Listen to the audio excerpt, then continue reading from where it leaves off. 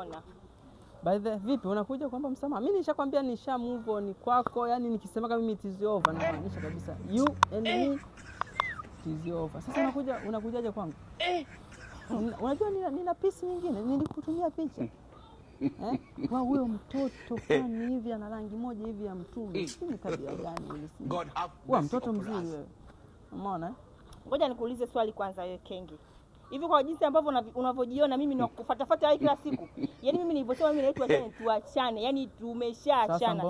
Sina chochote ambacho nakifuata kwako. Umenisikia? Mbona unapita mitaani kwangu? Napita nilikuwa nakuja kwako kuchukua saa yangu. Umenielewa eh? Saa gani? Saa yako hujui? Hujui saa yangu? Ipi?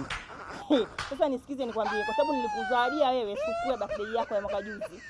Usinichukulie poa kwa nakaa unajipost na picha zangu.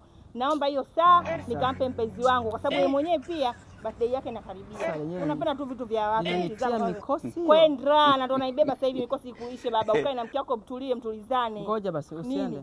Sasa na mimi naomba kitu ambacho nilikupa zawadi. Kwa sababu imeonekana kama mwanamke unapompa mwanaume wako zawadi waga mnatunza moyoni, si ndio? Mimi nilikuwa nakupa tu vitu kibao najua kama zawadi ya mapenzi. Kumbe unanihesabia. Naomba wigi langu. Nini? Wigi. Wewe koma wewe. Koma. Yaani wewe hebu naomba wigi langu. Nisikize kwa makini, umenisikia? Yaani mimi umenitumia muda wote ulikuwa unanionaje? Yaani mimi unitumia alafu kutoka uje kidai. Kwa kipi? Sirudishi kitu chochote. Wewe hujanitumia nini? Nimekutumia kwenye nini? Umenitumia. Wewe koma wewe, sikupi chochote. Eti nataka wigi lako. Wigi langu ulipeleke wapi wewe? Laana nini wewe? Ili ukampewa mwanamke wako. Kitu changu mimi hakitoki.